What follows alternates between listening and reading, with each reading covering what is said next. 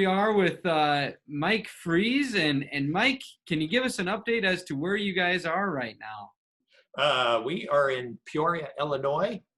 Came back to the States about 5 weeks ago due to some medical needs for my son.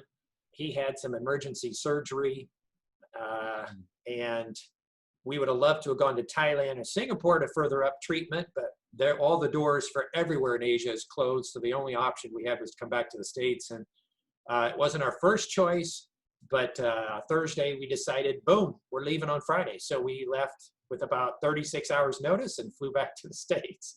Wow. Wow. And yeah, that was right after we had met the last time. Can you believe that it's been 3 months since we had our first global spotlight with you guys? I remember doing that there in Cambodia, but yeah, the time, it seemed like a year since we talked. Yeah, I remember that. Yeah, and probably a little bit more rest on this time coming back instead of furlough when you're traveling from church to church to church. Now you can't even travel to report to churches. So Yeah, no, restful wise, the first 2 weeks we came back, it was almost like a staycation. It was also like like a jail cell also, you couldn't get out. But yeah, so we have, we've rested. But the weird thing is, usually when we come back to the States or go back to Cambodia, mentally over several months, we're mentally preparing for that transition.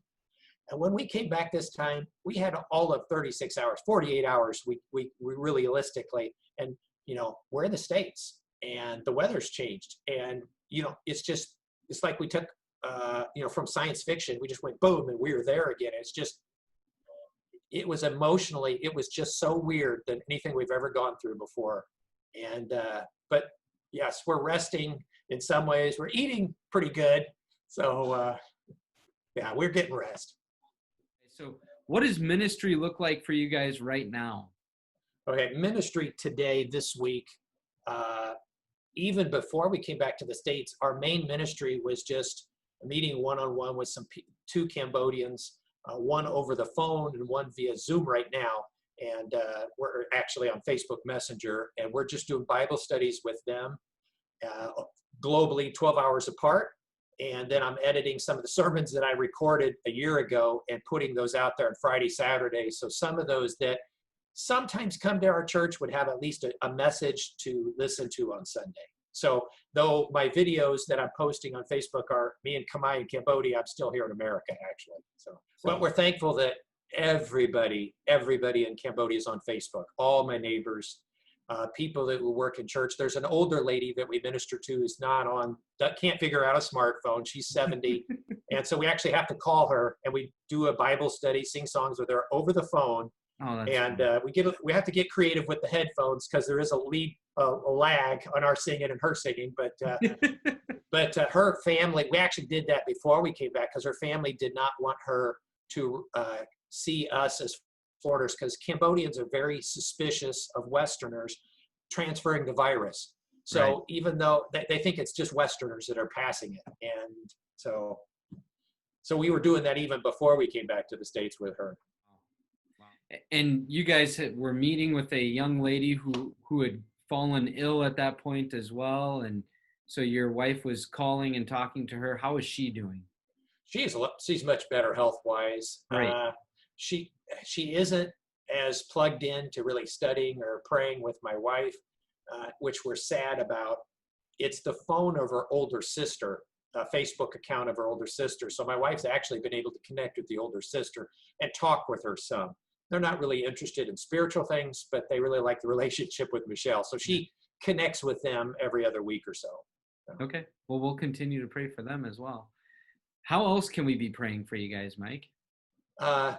This past week, I had just an amazing, I have this opportunity. It's nothing special on my part, but I had a Zoom meeting yesterday at 2 a.m. our time with the ambassador and a few other volunteers with the U.S. Embassy in Cambodia. And of anyone, he should have the information about traveling back into the country, all the hoops we're going to have to go through. And we've heard it secondhand. One of the main things to pray for us about is just being able to get accurate information about what the next steps should be for us.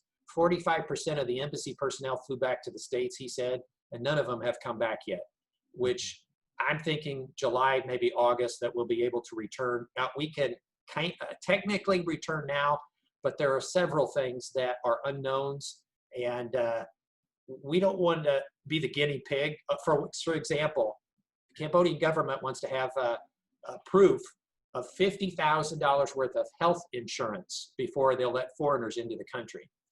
Wow. And what does that mean? Nobody knows. We don't prove health insurance by how much of a quantity. You know, they're like making these rules that, and there's other things like that. So if we could just, you pray for wisdom for us as we try to understand what's best timing wise to go back. We're a little bit more effective. We're in more of our zone, our house when we're in Cambodia. We want to get the medical care taken care of for our son Hezekiah, you know, secured and knowing what's best. But then also for the step next to go forward and what would be best going back to Cambodia. So